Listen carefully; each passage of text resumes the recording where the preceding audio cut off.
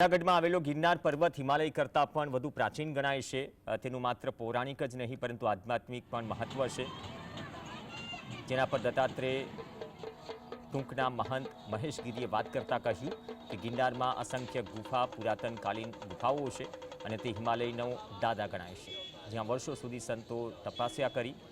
જોકે બાદમાં જંગલ ખાતું કડક બનતા હવે માત્ર આનંદ ગુફામાં જ સંતો રહે છે, બાકીના ગિરનારના આજુબાજુમાં છે। सूक्ष्म जगत में केटलाय संतो तपस्या में लीन है। गिरनार अने तेना साधुओना चमत्कार विषे पण महेशगीरीए कह्युं के कमंडल कुंड में चालता अन्नक्षेत्र में दत्तात्रेयजी भिक्षा लेवा माटे आवे छे। साधक होय अने साधनानो पंथ होय तेने सूक्ष्म जगतना चमत्कार अनुभव करी शके छे।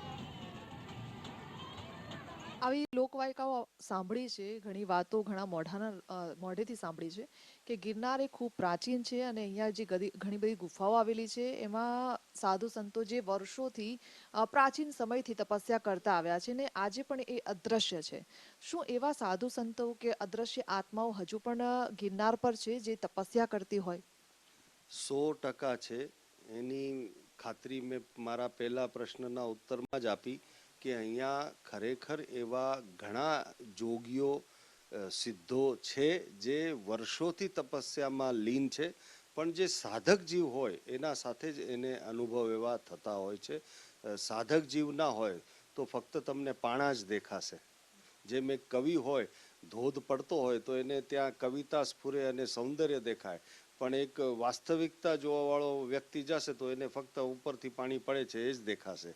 તો એ દ્રષ્ટિ છે સાધકની, અને ભગવાન કૃષ્ણએ પણ સૂક્ષ્મ જગતમાં વિશ્વરૂપ પોતાનું દેખાડ્યું તો એના પહેલાં અર્જુનને દિવ્ય દ્રષ્ટિ આપી કે હું તને દિવ્ય દ્રષ્ટિ આપું છું અને તું મને ઓળખ।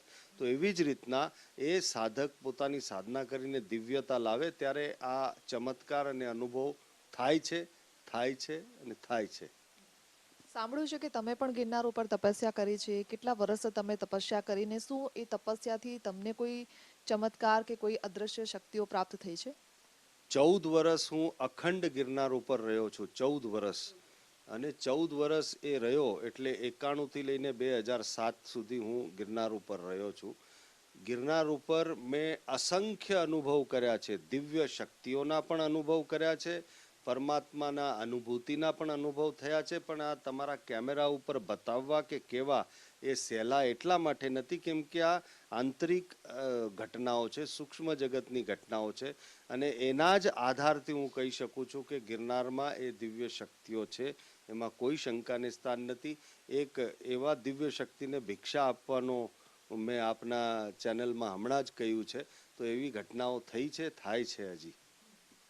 ઘણા લોકો એવું કહેતા પણ હોય છે જ્યારે આ સામાન્ય રીતે આવા મેળા યોજાતા હોય છે ને નાગા સાધુઓ જે અહીંયા આવતા હોય છે, તપસ્વીઓ અહીંયા આવતા હોય છે, લોકમુખે એક એવી પણ ચર્ચા મેં સાંભળી છે કે સામાન્ય રીતે આપણે કોઈ નાગા સાધુઓ કે સાધુ સંતોને બસમાં કે પછી ટ્રેનમાં કે પછી પ્લેનમાં સફર કરતા જોયા નહીં હોય, પણ આટલી બધી સંખ્યામાં અચાનક મેળામાં એ લોકો હાજર થઈ જાય છે।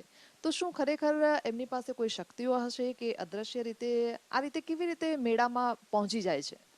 એક તો સમાજના લાજના લીધે સમાજમાં નગ્ન ફરવાનું નાગા સાધુ કરતા નથી, પણ જ્યારે આવી રીતે ધર્મના સ્થાન ઉપર કોઈ મેળા ભરાતા હોય અને ધર્મના સ્થાન ઉપર આ નાગા સાધુ સન્યાસીઓ રવેડી શાહી સ્નાન કરતા હોય ત્યારે એ પોતાના સ્વરૂપમાં આવી જાય છે। નાગા સાધુ એ ભગવાન ભોળાનાથનું સ્વરૂપ છે જેને નાગા સાધુ ધારણ કરતા હોય છે। તો આ જે બધા જ નાગા સાધુઓ તમને અહીંયા દેખાય છે આ ગિરનારના આજુબાજુ કોઈ જુદી જુદી જગ્યાએ રહેતા હોય, કોઈ કંદરાઓમાં રહેતા હોય, અને મેળા વખતે આ લોકો આવીને ધૂણા અહીંયા લોકોને દર્શન આપવા માટે આવીને બેસતા હોય છે। તો આમાં સાચા નાગા સાધુ આ બધાએ મેળામાં તમને ક્યારેક કોઈ મળી પણ જશે, બાકી બધા તો જુદી જુદી રીતના છે, કોઈ અહીંયા જગ્યાઓના પણ છે, કોઈ સ્થાનના પણ છે, અને કોઈ ખરેખર કોઈ નાગા સાધુ છે જે કંદરાઓમાં ને એમાંથી રહીને ધૂણો ધખાવતો હશે। ધન્યવાદ। તો મહારાષ્ટ્રીએ પણ 14 વર્ષ એમણે તપસ્યા કરી છે અને 14 વર્ષ દરમિયાન પણ એમને ઘણા એવા અનુભવ થયા છે જે ચમત્કારિક શક્તિઓની આપણે વાત કરીએ છીએ શાસ્ત્રોમાં આપણે વાંચીએ છીએ કે આપણા જે પૂર્વજ હોય છે એ લોકો આપણને કહીને ગયા છે કે જ્યાં પણ ધર્મ હોય છે ત્યાં ચમત્કાર પણ ચોક્કસથી થતો હોય છે, ત્યાં ચોક્કસથી આપણે આપણા ઈષ્ટદેવના દર્શન પણ કરી શકીએ છીએ.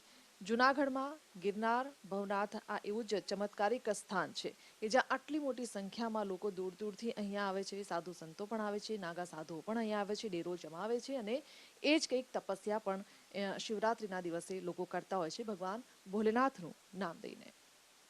કેમેરામેન મીત ભટ્ટ સાથે હિના પંચાલ, GSTV, ભવનાથ.